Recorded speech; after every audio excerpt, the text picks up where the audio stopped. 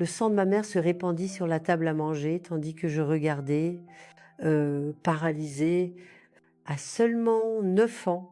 Cette nuit-là, j'ai appris que les vrais monstres n'ont ni griffes, ni dents acérées. Ils portent votre nom de famille. Je m'appelle Ruth Dubois. J'ai maintenant 75 ans.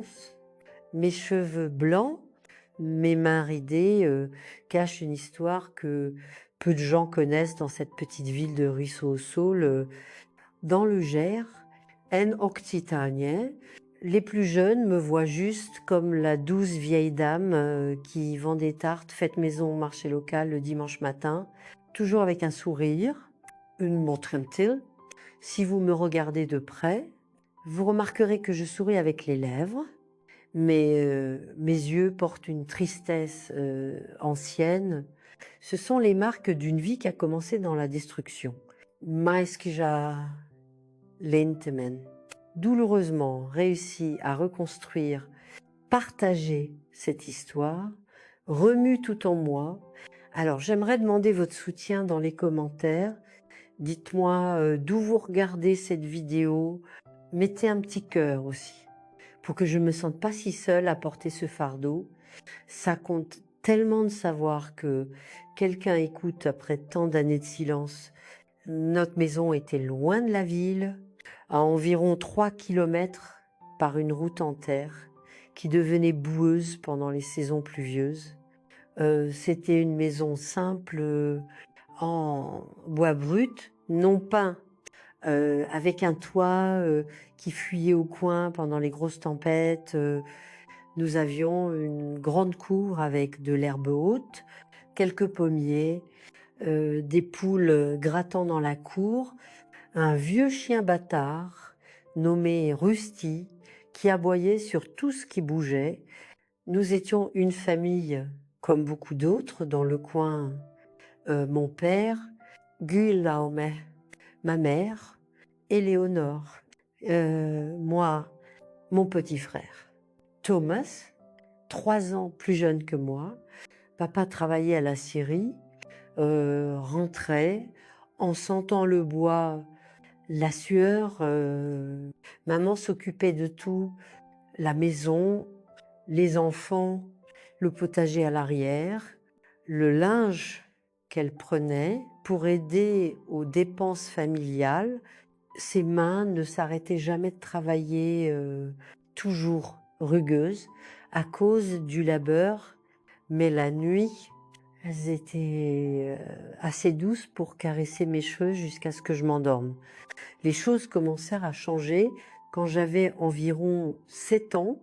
Papa commença à se plaindre de maux de tête qui ne partaient pas. Qu'il arrive. Il disait que c'était comme avoir un marteau qui cognait dans sa tête, jour et nuit. Sans s'arrêter, il devint irritable. N'importe quel bruit devenait une raison de crier sur nous tous. Maman essayait de le calmer, disait qu'il devait voir le médecin en ville, mais il était têtu, insistant que c'était juste de la fatigue, que ça passerait. Ça n'est pas, ça passe. Les maux de tête empirèrent. Avec eux vint quelque chose qui me donne encore des frissons à me rappeler. Papa commença à avoir ce que maman appelait des crises soudaines, des nulle partes. Il se mettait à trembler de tout son corps. Ses yeux se révulsaient. Il disait des choses sans sens. Parfois, il devenait violent, cassant des assiettes, des chaises, frappant les murs jusqu'à ce que ses phalanges saignent. C'est de l'épilepsie, dit Madame Millet, notre voisine la plus proche, qui vivait à environ 400 mètres. Mon cousin en avait... il faut des médicaments contrôlés. Maman convainquit papa d'aller à la clinique après une crise particulièrement grave, quand il faillit mettre le feu à la maison parce qu'il pensait qu'il y avait des insectes rampant sur les murs. Le médecin prescrivit des médicaments, mais ils étaient chers. difficiles à trouver, papa les prenait rarement correctement. Il disait que ça le rendait léthargique, qu'il ne pouvait pas travailler correctement sous leur effet. Je me souviens que maman cachait les médicaments dans son café, essayant de le tromper. Mais papa les remarquait, entrait dans une rage folle. Tu essaies de m'empoisonner, fais-me, criait-elle, renversant la table. En voyant tout s'écraser au sol, Thomas et moi courions sous le lit, nous serrant l'un contre l'autre, tremblant de peur. Les cris empirèrent. Papa commença à entendre des choses qui n'étaient pas là. Il parlait à des gens qui n'étaient pas présents, discutait avec des voix dans sa propre tête. Certains jours, il ne reconnaissait aucun de nous, appelait maman par d'autres noms, disait que Thomas, moi, étions des enfants du diable qui s'étaient introduits dans sa maison. Maman essayait de nous protéger du mieux qu'elle pouvait. Quand elle sentait une crise arriver, elle nous envoyait chez Madame Millet, où nous cachait dans l'abri de rangement à l'arrière, où nous gardions les outils, les provisions. Restez silencieux avec ton frère, murmurait-elle. Ne faites aucun bruit, quoi que vous entendiez, et nous entendions des choses terribles, des cris, des objets cassés, les pleurs étouffés de maman, les accusations insensées de papa. Parfois, il disait qu'elle avait d'autres hommes, qu'elle essayait de voler son argent, qu'elle voulait le tuer dans son sommeil. Un jour, quand nous rentrâmes à la maison, après une crise, je trouvais maman assise sur le pas de la porte arrière, son œil contusionné, ses lèvres fendues. Elle essaya de le cacher avec sa main, donna un faible sourire quand elle me vit, tenestrienne, Ruth. Je me suis cognée contre le coin de la table. Je savais que c'était un mensonge, mais je fis semblant d'y croire, car c'était plus facile ainsi. La situation s'aggravait de mois en mois. Papa perdit son emploi à la Syrie après avoir eu une crise violente là-bas, menaçant un collègue avec un ciseau à bois. Il commença à boire plus, mélangeant du whisky avec ses médicaments quand il les prenait, ce qui ne faisait qu'empirer tout. L'argent se faisait rare. Nous dépendions de plus en plus de ce que maman gagnait avec le linge, de ce que nous pouvions cultiver dans notre jardin. Pourquoi ne partons-nous pas, maman? Demandai-je une nuit après que papa eut enfin sombré dans le sommeil, après avoir cassé la moitié de la vaisselle dans la cuisine. Nous nettoyions le désordre, essayant de faire le moins de bruit possible. Où irions-nous, ma chérie? Répondit-elle, les yeux fatigués, paraissant plus vieille que ses 32 ans. Je n'ai plus de famille, pas d'argent épargné. Ton papa, il n'est pas un mauvais homme. Ruth, c'est la maladie. Quelque part dans cette tête confuse, il y a encore l'homme que j'aimais, ton père. Je voulais la croire.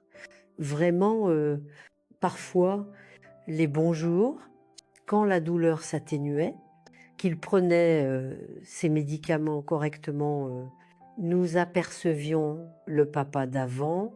Il s'asseyait sur le banc en bois dans la cour, nous appelait pour regarder le coucher de soleil, racontait des histoires de son enfance, sifflait ses vieux airs en réparant quelque chose dans la maison.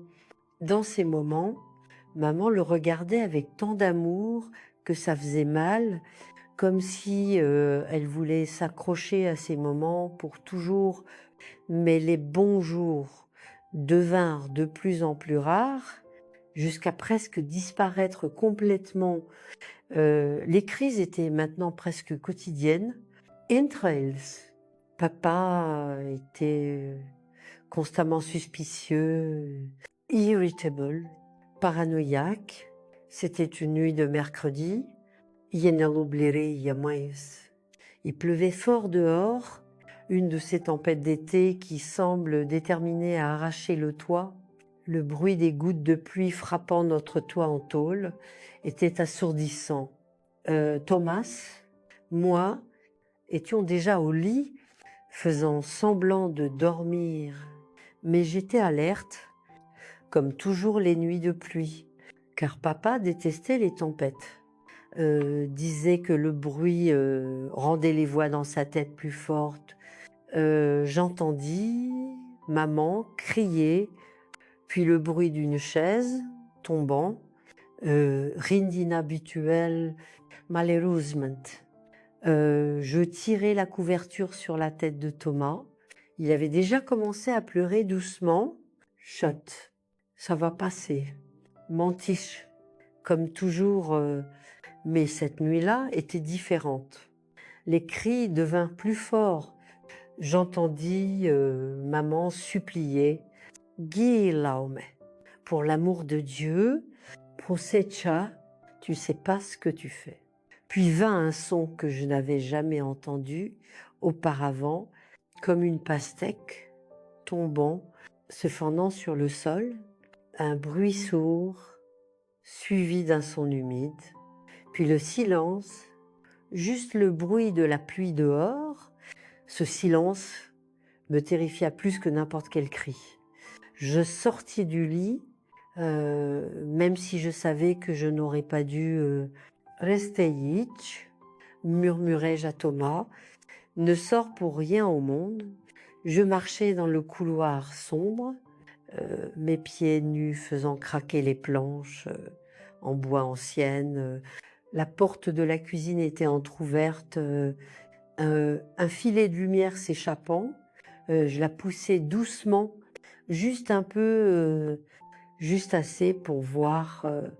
L'image est gravée dans mon esprit à ce jour comme une photographie qui ne s'efface jamais.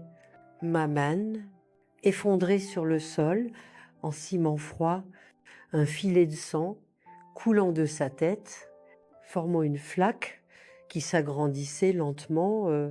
Dans la main de papa se trouvait le pilon en bois qu'elle utilisait pour moudre les épices.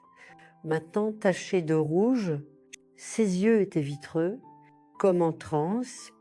Les voix se sont arrêtées, dit-il, sa voix plus calme que je ne l'avais entendue depuis longtemps. Elles se sont enfin arrêtées. Je ne sais pas s'il me vit là, figé d'horreur. Je sais juste que je courus dans la chambre, pris la main de Thomas, nous cachâmes dans le placard, où nous restâmes blottis l'un contre l'autre, tremblant, jusqu'à l'aube. Ce qui se passa cette nuit-là, dans les jours qui suivirent, est si douloureux que, même après presque 70 ans, mes mains tremblent en essayant de le mettre en mots, mais je dois le raconter. J'ai besoin que vous sachiez, car le vrai cauchemar ne faisait que commencer quand le soleil se leva ce jeudi. J'étais encore dans le placard. Kenneth, Thomas, qui avait réussi à s'endormir entre les sanglots. Tout mon corps me faisait mal d'être resté recroquevillé. Mais ce qui faisait plus mal était le silence qui remplissait la maison. Un silence lourd, comme si le monde avait cessé de respirer avec maman. J'entendis des pas dans le couloir, notre porte de chambre s'ouvrant. Ruth, Thomas. La voix de papa semblait normale, presque comme celle que je connaissais avant que la maladie ne prenne le dessus. Pendant une seconde délirante, je pensais que tout cela avait été un terrible cauchemar, que je me réveillerais, trouverais maman dans la cuisine en train de faire du pain de maïs, l'odeur emplissant la maison. Mais c'est pas ce qui s'est passé.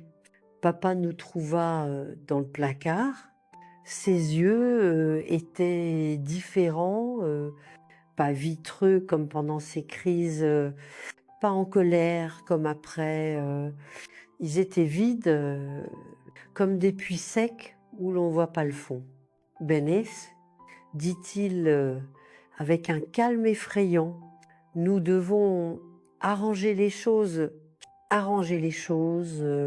comme s'il pouvait réparer ce qui s'était passé, comme s'il pouvait recoller notre famille brisée. Quand nous sortîmes de la chambre, je vis qu'il avait déjà enveloppé le corps de maman dans un drap. Il y avait des taches sombres sur le sol de la cuisine qu'il avait essayé de nettoyer. L'odeur de sang mélangée à l'eau de Javel me donna la nausée. Votre papa es malade, mais il s'occupera de vous, dit-elle, parlant de lui à la troisième personne, comme s'il était quelqu'un d'autre. Peut être que, dans son esprit, il était « Nous n'allons rien dire à personne de ce qui s'est passé, c'était un accident ». Elle a glissé, vous comprenez.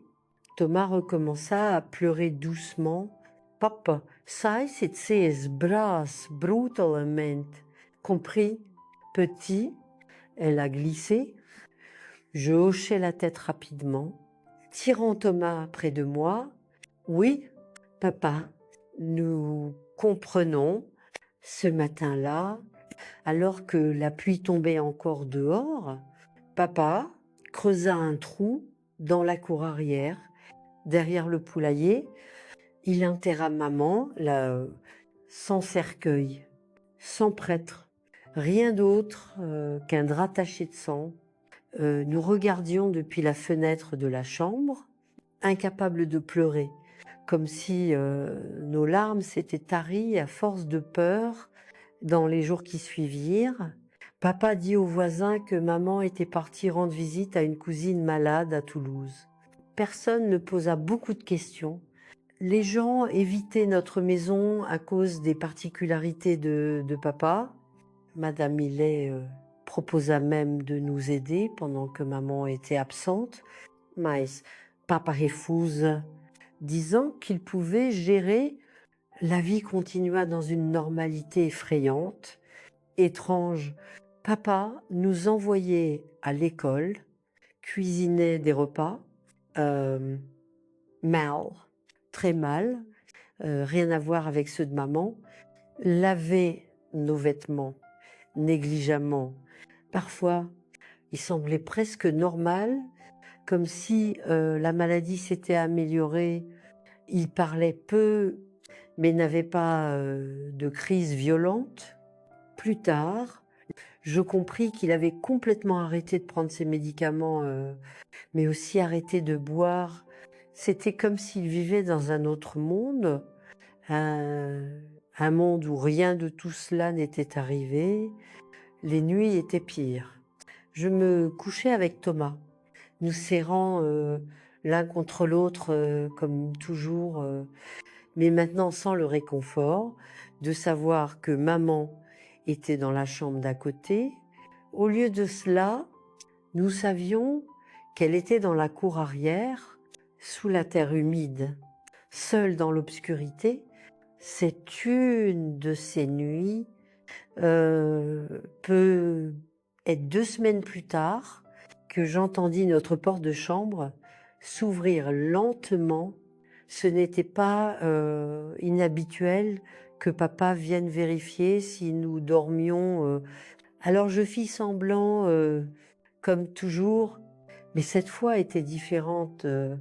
Je sentis le matelas s'enfoncer sous son poids alors qu'il s'asseyait au bord du lit, tellement comme il, murmura-t-il, passant sa main dans mes cheveux, mêmes yeux. Je gardais les yeux fermés, respirant lentement, priant qu'il parte bientôt, mais la main continua, descendant sur mon visage, mon cou, vers des endroits qu'aucun père ne devrait toucher sa fille. Cette nuit-là, quelque chose en moi se brisa pour toujours, quelque chose que tout le temps du monde ne pourrait jamais complètement réparer. J'appris une leçon qu'aucun enfant ne devrait apprendre. Parfois, le monstre ne vit pas seulement dans votre maison, il est de votre chair, de votre sang. Les nuits devinrent un cauchemar récurrent. J'essayais de verrouiller la porte, mais il arrachait le loquet. J'essayais de rester éveillée, mais l'épuisement gagnait. J'essayais de crier, mais il couvrait ma bouche avec des mains qui sentaient la terre, la sueur. Et le jour, il agissait comme si rien ne s'était passé, comme si nous étions une famille normale, juste sans maman. Thomas sentait que quelque chose n'allait pas, mais il était trop jeune pour comprendre. Il savait seulement que la sœur qu'il avait toujours protégée pleurait maintenant en cachette, tremblait quand leur père s'approchait. Je commençais à l'envoyer dormir chez Madame Millet dès que je pouvais, inventant des excuses.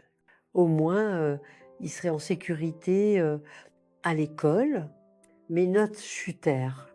L'institutrice appela papa pour une discussion, inquiète de mon changement soudain. Elle était toujours souriante. Maintenant, elle ne parle à personne. Est-il arrivé quelque chose Monsieur Dubois, c'est le manque de sa mère, répondit-il. Son visage, un masque parfait de père, préoccupé, nous le ressentons tous durement. Sa cousine est très malade, ça prendra un peu de temps avant qu'elle ne revienne. L'institutrice le crut, bien sûr, qui aurait soupçonné cet homme apparemment respectable.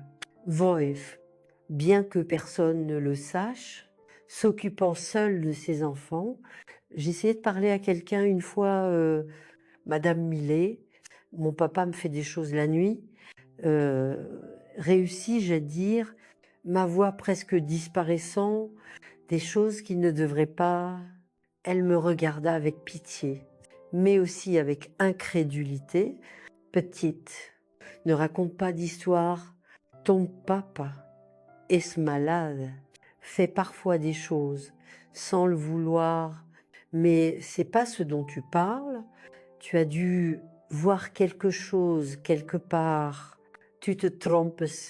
Après ça, je n'essayais plus qui croirait une fille de 9 ans contre la parole d'un adulte. Les mois s'éternisaient. Chaque jour semblait une éternité. Je commençais à perdre du poids, à faire de terribles cauchemars, à sursauter de peur quand quelqu'un me touchait, mais personne ne le remarquait. Ou s'il le faisait, il choisissait de ne pas voir lors d'une des nuits les plus sombres de ma vie.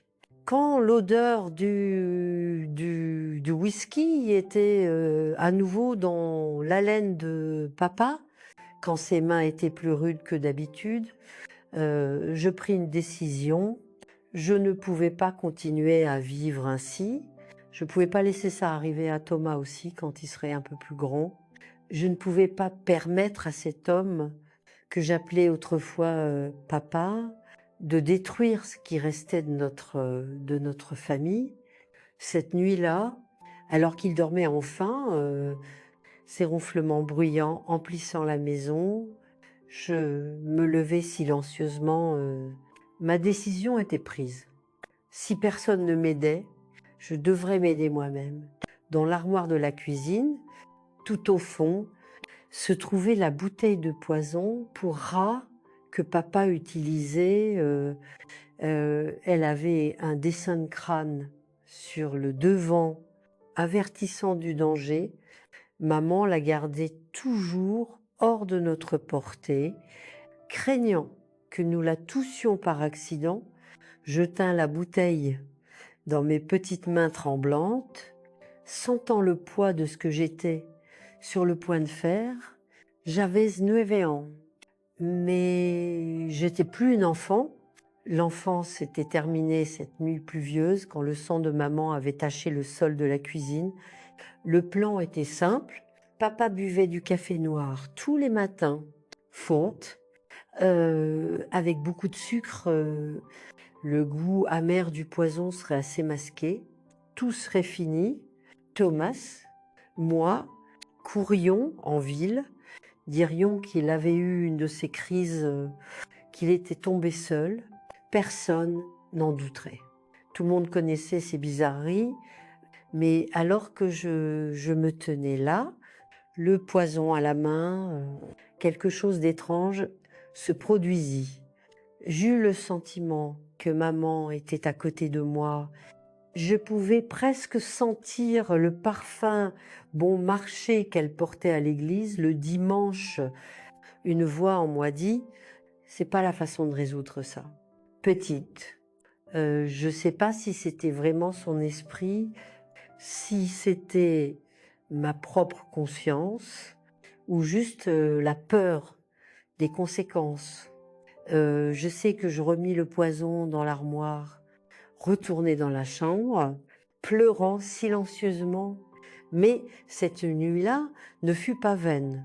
Même si je ne pouvais pas aller jusqu'au bout du plan le plus drastique, quelque chose s'éveilla en moi, la volonté de me battre, de survivre, de trouver une autre issue. Je ne serais pas une victime pour toujours. Je devais être intelligente, patiente, attendre le bon moment. Ce moment vint plus tôt que je ne l'attendais, d'une manière que je n'aurais jamais pu prédire. Le lendemain matin, je me réveillais différente. Il y avait une clarté en moi que je n'avais pas ressentie depuis des mois. En préparant le café, regardant par la fenêtre de la cuisine, l'endroit où maman était enterrée, je décidai que la vérité serait mon arme. Je ne pouvais pas utiliser du poison, cela ferait de moi quelqu'un comme lui. Mais je pouvais utiliser la vérité enfouie dans notre cour arrière, la vérité que personne ne connaissait, sauf nous trois. Le shérif Janssen venait tous les premiers lundis du mois pour vérifier les familles éloignées, voir si tout était en ordre.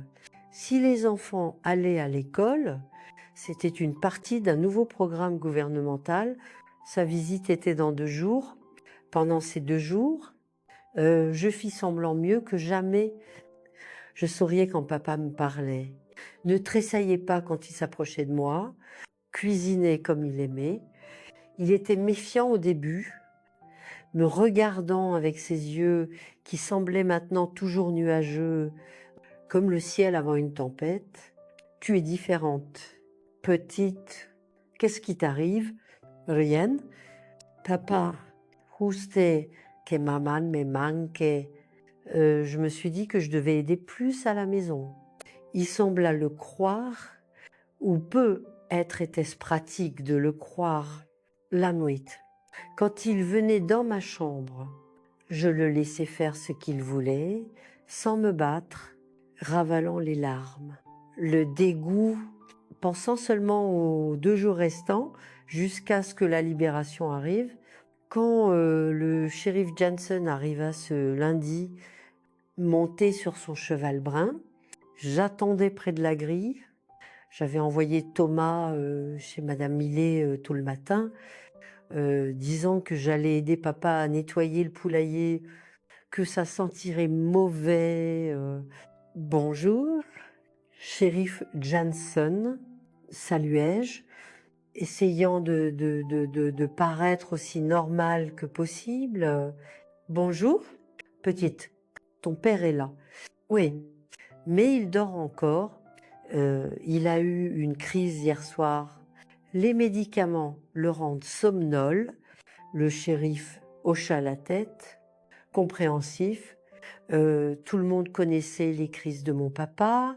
Puis-je vous montrer quelque chose, demandai-je, mon cœur battant si fort que je pensais qu'il pouvait l'entendre. C'est un secret, mais vous devez voir. Quel genre de secret? Petite, à propos de ma maman, elle n'est pas partie à Toulouse pour rendre visite à une cousine. Le visage du shérif changea, devint sérieux. Il descendit de cheval. Que veux-tu dire? Venez avec moi.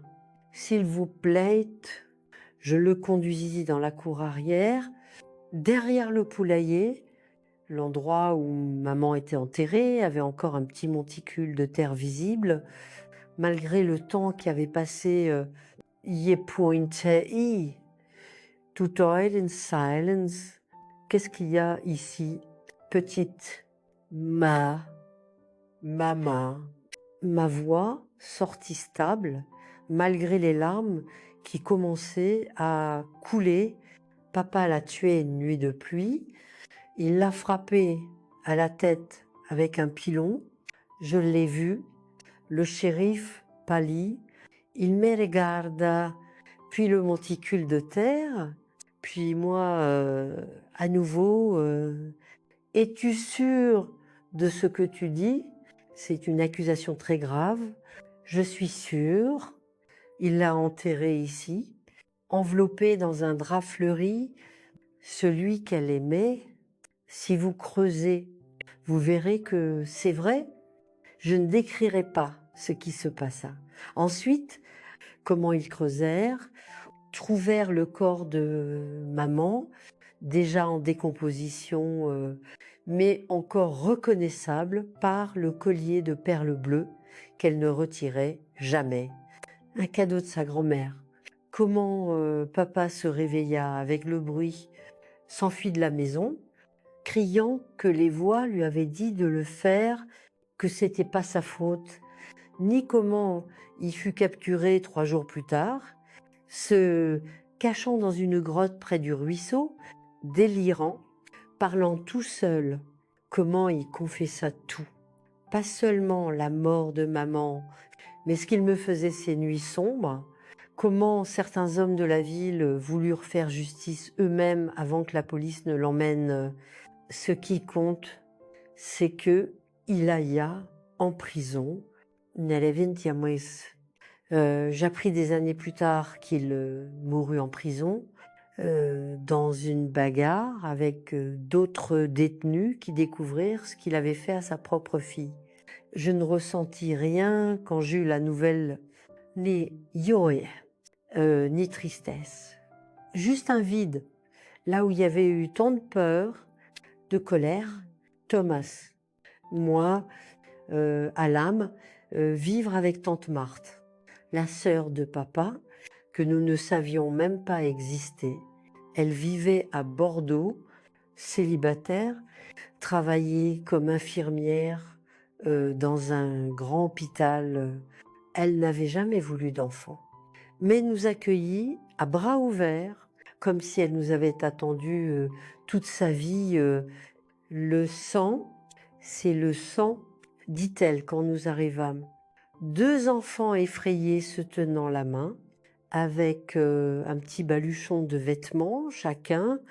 Tante Marthe était différente de tous ceux que nous avions connus. Elle portait des pantalons au lieu de robes, conduisait sa propre voiture, travaillait hors de la maison, n'avait pas peur de dire ce qu'elle pensait. Chez nous, les femmes chuchotaient qu'elle était trop moderne. C'est pourquoi elle n'avait pas trouvé de mari. Mais pour moi, elle était exactement ce dont nous avions besoin. Ces premiers mois, je faisais des cauchemars presque toutes les nuits. Je me réveillais en criant, en sueur froide, des images du sang de maman, des mains de papa me hantant dans l'obscurité. Tante Marthe ne perdait jamais patience. Elle venait dans ma chambre allumer la lumière. Nous avions des lumières électriques dans la grande ville, s'asseyait au bord du lit, restait avec moi jusqu'à ce que je me calme. Ce qui était arrivé était terrible. Ruth, disait-elle, franchement, mais ça ne définit pas qui tu es plus que ça. Un jour, cette douleur ne sera plus qu'une cicatrice, plus une blessure ouverte au début. Je ne la croyais pas. Comment pouvais-je surmonter quelque chose d'aussi horrible? Comment pouvais-je vivre une vie normale après avoir vécu ce que j'avais? Mais tante Marthe était persistante. Elle m'inscrivit dans une bonne école, trouva un psychologue pour moi, quelque chose dont j'avais jamais entendu parler chez nous, m'encouragea à faire d'autres choses, en dehors des études, natation, piano, peinture, n'importe quoi pour occuper mon esprit, mon corps, pour construire de nouveaux souvenirs par-dessus les anciens. Tu dois apprendre à vivre à nouveau, petite, pas seulement à survivre. Avec le temps, les cauchemars devinrent moins fréquents. Je commençais à sourire à nouveau, à me faire des amis à l'école, à me regarder dans le miroir sans avoir honte de mon propre corps. Thomas s'épanouit aussi dans la grande ville. Bientôt, il courait dans les rues avec les garçons du quartier, jouait au baseball, rentrait avec les genoux éraflés. 1000 histoires à raconter à 15 ans. Je décidai que je voulais être enseignante. Je me souvenais de ma propre institutrice chez nous, Mademoiselle Stévenin, qui avait remarqué que quelque chose n'allait pas avec moi, mais ne savait pas comment aider. Je pensais à combien d'enfants devaient vivre ce que j'avais traversé. And silence, sans personne pour les atteindre, je voulais faire une différence dans la vie de ces enfants. Tante Marthe soutint ma décision, m'aida à entrer à l'école normale. Ce furent des années difficiles, mais gratifiantes. À 18 ans, j'enseignais déjà dans une école de quartier pour des enfants de maternelle. Voir ces petits visages s'illuminer quand ils apprenaient quelque chose, de nouveau, était comme un baume pour mon âme blessée. La vie est continue. Thomas obtint son diplôme de médecine. À la fierté de tante Marthe, je rencontrai Jacques lors d'une fête scolaire où j'enseignais. Il était le père d'un de mes élèves, un veuf récent avec un fils de 5 ans à élever seul. Nous commençâmes à parler des défis d'élever des enfants, puis de musique, de littérature, avant que je ne m'en rende compte. Nous sortions ensemble, c'était difficile pour moi, même après tant d'années. Le toucher d'un homme réveillait encore des souvenirs que je préférais oublier. Et fut patient, respectueux. Quand je lui racontais mon passé, il pleura avec moi, tenant mes mains doucement. Rien de tout cela ne m'importe, dit-il. Ce qui compte, c'est qui tu es aujourd'hui, Ruth. Tu es la femme la plus forte, la plus gentille que j'ai jamais rencontrée. Nous nous mariâmes un dimanche de printemps en 1970. J'avais 24 ans. Je sentais que je commençais vraiment à vivre pour la première fois. Jacques, son fils Marc, moi formâmes une famille que je n'imaginais jamais pouvoir avoir 3 ans plus tard. Nous eûmes notre fille, Émilie, une petite fille aux cheveux bouclés, au sourire facile, qui devint le centre de notre monde, tenant ma fille nouveau-née dans mes bras, je lui promis ce que personne n'avait pu me promettre, qu'elle serait toujours en sécurité, toujours aimée, qu'aucun monstre ne l'atteindrait tant que je vivrais. La vengeance que j'avais planifiée enfant, utilisant la vérité comme arme contre mon père, ne fut pas la fin de mon histoire, ce fut juste le début d'un long voyage de guérison, de reconstruction, enfin, d'une vie pleine que personne n'aurait pu prédire pour cette petite fille effrayée de la campagne occitane. Parfois, quand je ferme les yeux, je vois encore le sang de maman couler sur le sol de la cuisine. Je sens encore le poids de papa s'asseyant au bord de mon lit. Mais ces souvenirs n'ont plus le pouvoir qu'ils avaient autrefois. Ce sont des fantômes d'un passé qui ne peut plus me faire de mal. La vraie justice ne fut pas l'emprisonnement, la mort de mon père. Ce fut que j'ai réussi à vivre, à aimer, à construire une famille saine, à briser le cycle de violence qui aurait pu me consumer. Ce fut découvrir que, et même descendre de la pire tragédie, des fleurs peuvent pousser. Les années passèrent, mes enfants grandirent, beaucoup de choses changèrent en France, dans le monde. En regardant en arrière, je vois une vie pleine de hauts, de basses, comme tout autre. Mais les ombres du passé ne m'ont jamais complètement quittée. Jacques fut un bon mari, un homme décent qui m'aida à reconstruire ma confiance en les autres, en moi-même. Nous fûmes ensemble pendant 35 ans, jusqu'à ce qu'un cancer du poumon l'emporte en 2005. Ce furent de bonnes années, malgré les difficultés normales de tout mariage. Nous élevâmes nos enfants avec amour, respect, des valeurs que j'appris de ma mère pendant les quelques années où j'étais avec elle. De tante Marthe ensuite, Marc, le fils que Jacques apporta à notre mariage, devint autant le mien que si je l'avais mis au monde, il devint ingénieur. C'est Maria Youn, me donna 3 petits-enfants qui sont la lumière de mes yeux. Emily, ma fille biologique, suivit mes traces, devint enseignante, mais elle alla plus loin. Aujourd'hui, elle dirige une école pour enfants défavorisés à la périphérie de Bordeaux. Thomas, mon frère, construisit une carrière de pédiatre. Il plaisante toujours en disant qu'il a choisi de soigner des enfants à cause de moi, parce que je m'étais occupée de lui quand personne d'autre ne le pouvait, même avec une vie apparemment heureuse, épanouie. Je portais un secret qui pesait en moi pendant des décennies. Personne auf Jacques. Tante Marthe. Thomas ne savait ce qui s'était passé dans cette maison en Occitanie, ni mes enfants, ni mes collègues de travail, personne.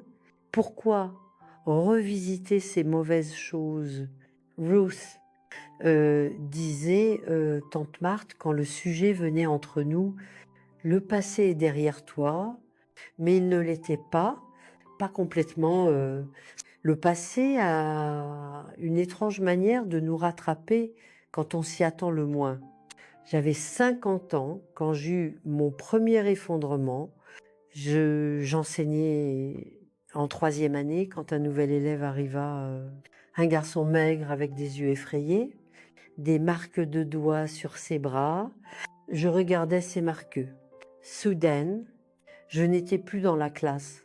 J'étais de retour dans cette maison en Occitanie, sentant les mains de papa sur mon petit corps. Je m'évanouis devant la classe. Quand je me réveillais à l'infirmerie de l'école, je sus que je devais affronter ce que j'avais gardé enfoui si longtemps, Je ne pouvais pas continuer à prétendre que cette petite fille effrayée ne faisait pas partie de moi. C'est alors que je commençais une thérapie déjà d'âge moyen.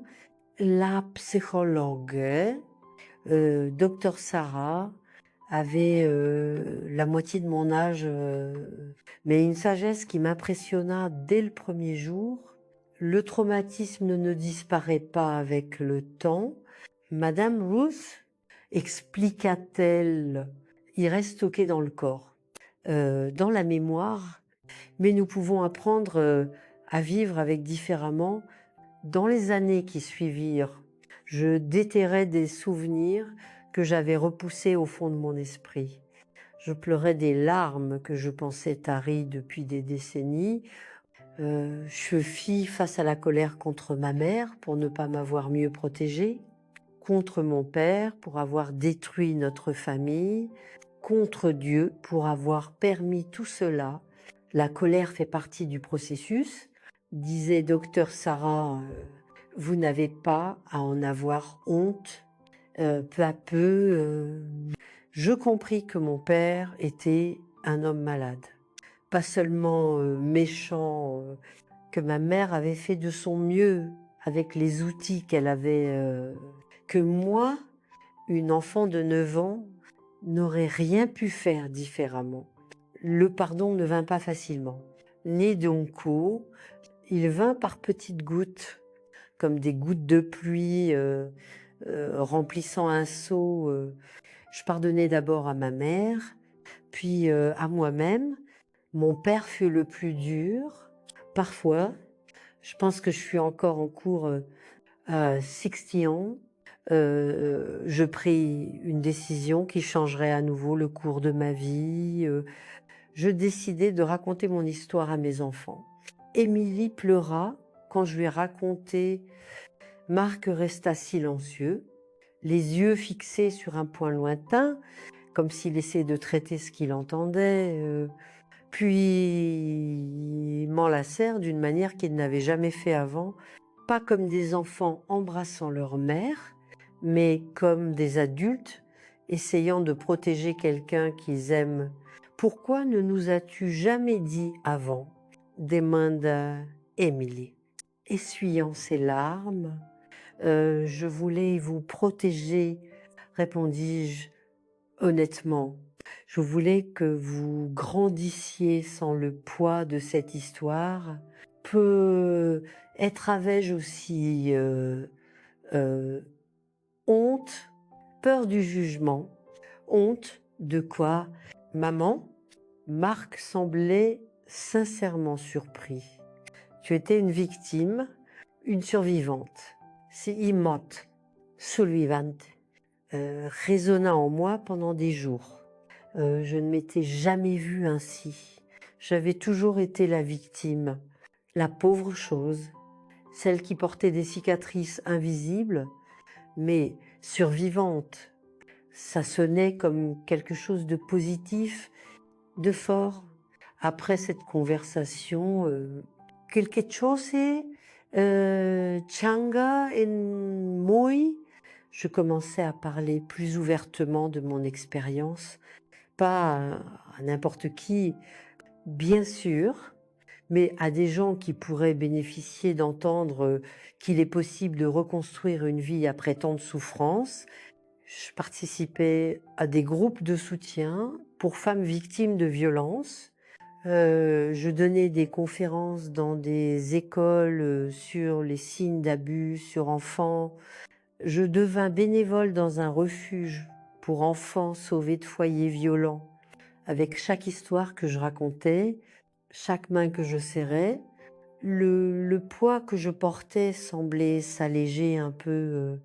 Non parce que j'oubliais, mais parce que je donnais un nouveau sens à ces souvenirs douloureux. Il n'était plus seulement l'histoire de la fille qui avait souffert, ils étaient l'histoire de la femme qui avait survécu.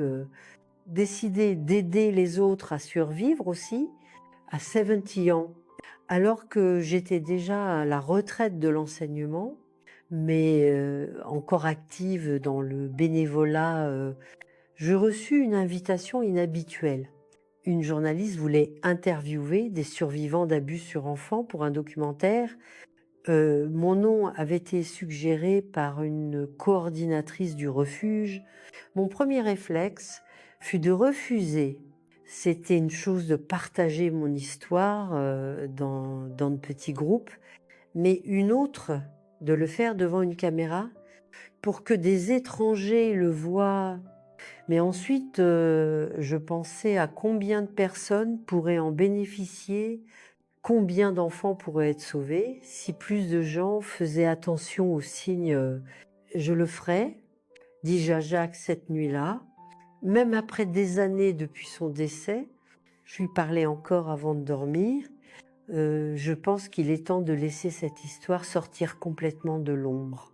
L'interview fu difficile, revivre tout en détail devant des étrangers, avec des lumières, des caméras pointées sur moi, fut l'une des choses les plus difficiles que j'ai jamais faites. Mais quand j'eus fini, je ressentis un tel soulagement que je faillis flotter hors de la chaise. Le documentaire Voix du silence, Gagna des Sprix, fut montré dans des écoles, des universités, des postes de police. Je reçus des centaines de lettres, d'emails.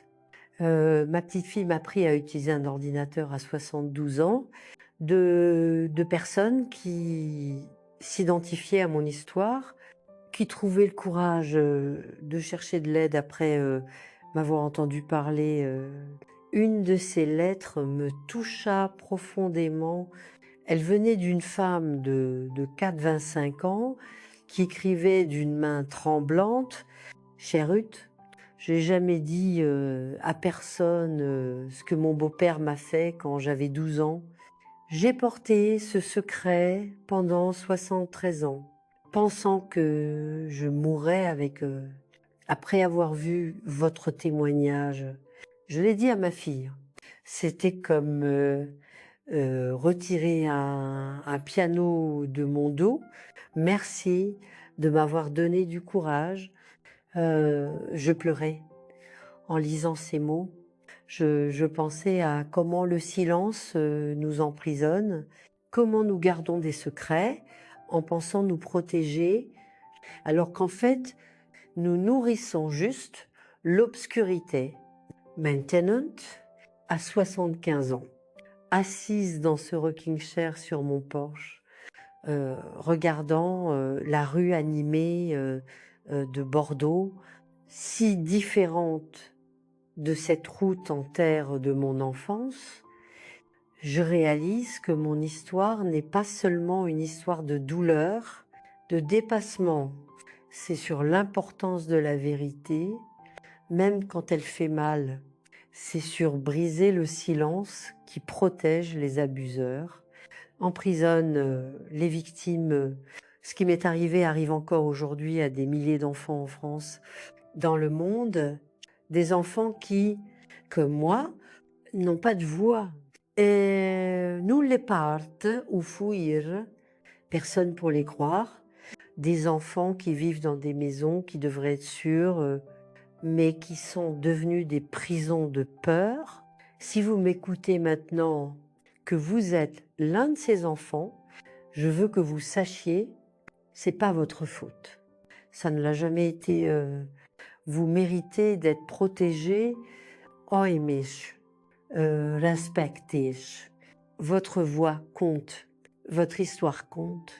Ne renoncez pas à chercher de l'aide jusqu'à ce que vous trouviez quelqu'un qui vous croit. Et si vous êtes un adulte qui a subi des abus dans l'enfance, qui porte encore ce secret, sachez qu'il n'est jamais trop tard pour commencer à guérir ces blessures. Le silence ne protège que ceux qui vous ont fait du mal. Votre histoire, aussi douloureuse soit-elle, pourrait être la lumière qui guide quelqu'un d'autre hors de l'obscurité. Vieillir a une manière curieuse de ramener des souvenirs qu'on pensait oubliés. Maintenant, approchant des 80 ans, je sens le passé frapper à ma porte avec une force renouvelée. C'est comme si le temps, au lieu de diluer les souvenirs, les distillait, ne laissant que l'essence, parfois douce, souvent amère, mais toujours intense. Mes petits-enfants me demandent souvent comment j'ai réussi à surmonter tout ce que j'ai vécu. La vérité est que je ne l'ai jamais complètement surmonté. On ne surmonte pas un traumatisme de cette ampleur. On apprend juste à vivre avec, comme un arbre qui pousse autour d'un fil de fer qui l'a blessé. La cicatrice est restée. Incorporée dans le tronc, devient une partie de sa structure.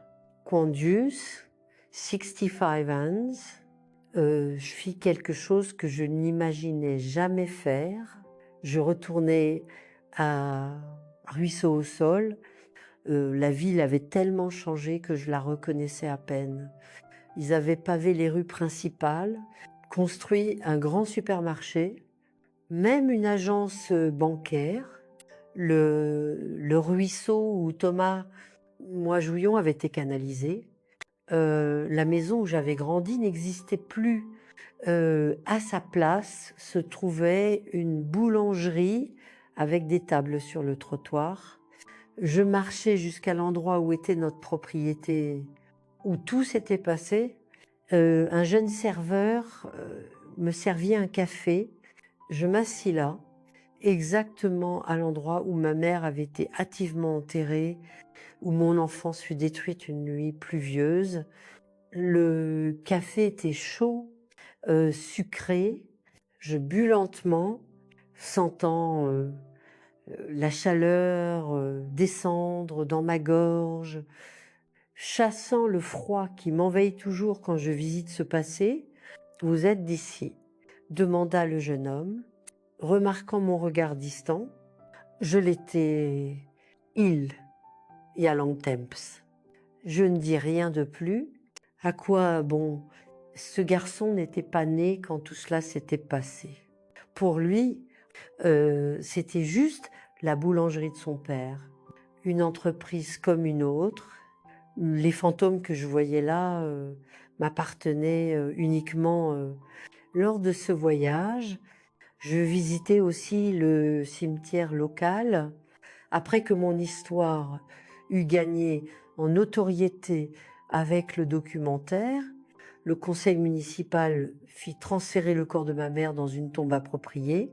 J'apportais des fleurs, des oyes rouges, comme ceux qu'elle faisait pousser sur notre porche. Je restais là un moment, lui parlant silencieusement, lui racontant mes enfants, mes petits-enfants, la vie que j'avais construite malgré tout. Tu serais fière. Maman, murmurai-je avant de partir. C'était une visite de clôture, d'adieu. Je n'y suis pas retournée depuis et je n'en ai pas l'intention.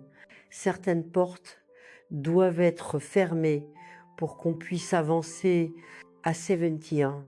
Jeperdes Thomas, mon frère, mon complice, la seule personne au monde qui avait vécu une partie du même cauchemar que moi.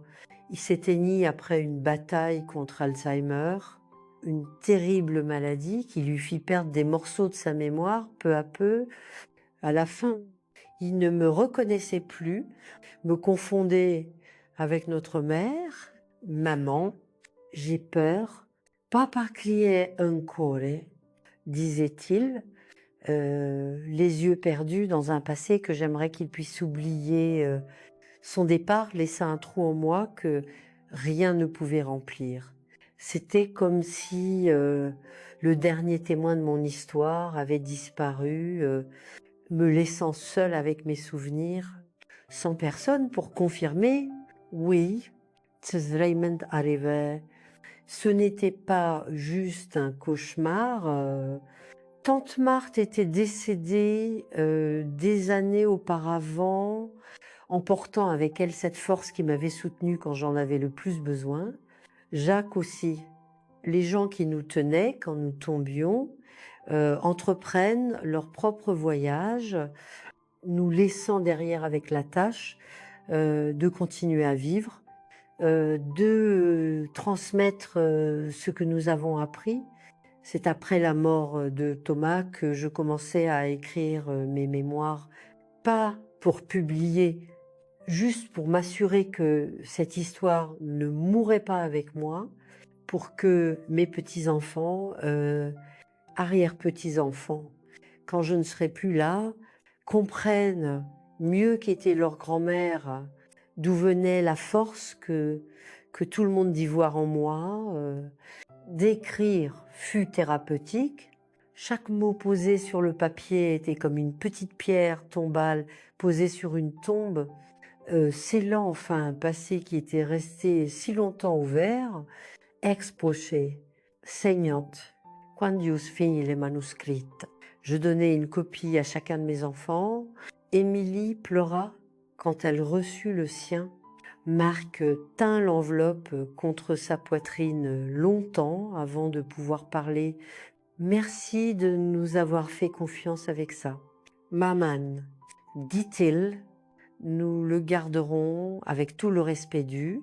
Et en 2020, quand la pandémie arriva, apportant peur, isolement, je découvris que mes expériences de vie m'avaient d'une certaine manière préparé à affronter la crise, alors que beaucoup sombraient dans le désespoir avec le confinement. Je trouvais de la force dans le souvenir d'autres isolements, d'autres prisons que j'avais déjà surmontées. Je soutins mes petits-enfants par appel vidéo, encore une technologie que je dus apprendre. Raconter des histoires à mes jeunes arrière-petits-enfants, organiser un groupe de prière en ligne avec des amis de l'Église. D'une certaine manière, mon âge que beaucoup verraient comme un facteur de vulnérabilité devint ma plus grande force. J'avais survécu à tant qu'une pandémie bien qu'effrayante ne me ferait pas tomber. Mamie est indestructible, plaisanta mon petit-fils Pierre lors d'un de nos appels. Pas tout à fait, pensais-je en moi-même. Je ne suis pas indestructible. J'ai été détruite plusieurs fois tout au long de ma vie, mais j'ai appris à me reconstruire morceau par morceau, devenant plus forte aux endroits brisés. Récemment, Émilie m'a invitée à parler aux enseignants de l'école qu'elle dirige. C'était une formation sur l'identification des signes d'abus sur enfants. J'ai hésité au début, je suis trop vieille pour ces choses, pensais-je, mais je finis par accepter, assise devant ces jeunes femmes, pleines d'énergie, d'espoir. Je racontais mon histoire. Une fois de plus, je parlais de la pluie tombant cette nuit-là, du bruit que fit le pilon en frappant la tête de ma mère, des mains de mon père, violant mon innocence, de la décision d'utiliser la vérité comme arme contre lui. Je parlais aussi de la reconstruction, de la thérapie, du pardon difficile, incomplète. Quand j'eus fini, une jeune enseignante leva la main. Elle avait les larmes aux yeux. « Comment avez-vous fait pour ne pas devenir une personne amère après tout cela ?» La question me prit au dépourvu. Je n'y avais jamais beaucoup pensé. Après quelques secondes de réflexion, je répondis. Je pense que c'était un choix quotidien. Chaque matin, en me réveillant, je devais décider, vais-je laisser ce qui m'est arrivé définir qui je suis aujourd'hui, ou vais-je l'utiliser comme une force pour construire quelque chose de différent. C'était pas toujours facile de choisir le chemin le plus dur. Il y avait des jours où l'amertume semblait la seule option possible.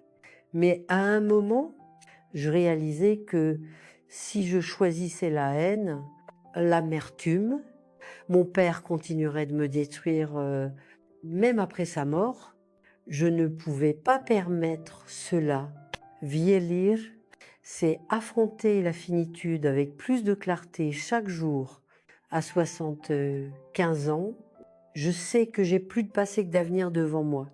Mais ça ne m'effraie pas autant que ça le devrait. J'ai assez vécu. Oh, chers aimés, plus qu'assez souffert. Je suis prête pour ce qui viendra ensuite. Quoi que ce soit, je regarde en arrière, vois une longue route sinueuse. Certaines parties étaient si sombres que je pouvais à peine voir un pas devant. D'autres étaient illuminées par une sorte de joie que seuls ceux qui ont connu une profonde douleur peuvent vraiment apprécier. Ce fut une fille pleine, complète avec ses douleurs. Cherche beauté. Si je pouvais donner un conseil à cette petite fille de 9 ans, effrayée, cachée dans un placard pendant que son monde s'effondrait, je lui dirais simplement: Tiens, bonne, petite, la route sera longue, difficile, mais tu y arriveras un jour.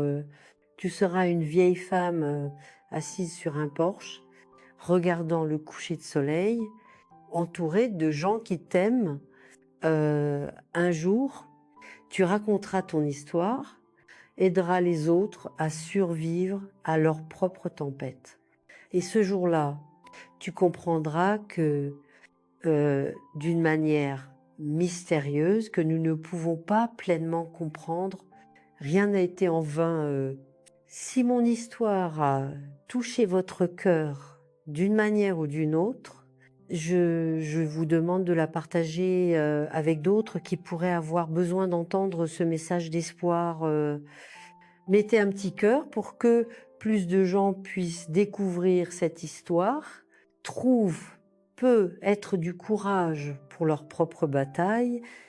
Abonnez-vous à notre chaîne pour suivre d'autres histoires vraies de survie, 2 fois que nous publions quotidiennement.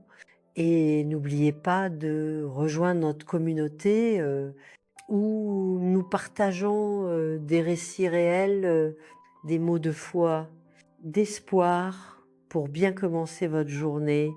C'est une communauté accueillante où vous pouvez trouver du soutien, de l'amitié, car en fin de compte, c'est ce qui nous sauve, savoir que nous ne sommes pas seuls dans nos luttes, que d'autres ont traversé des vallées similaires, ont trouvé leur chemin vers la lumière. Que Dieu soit avec vous aujourd'hui. Une pause, un souffle.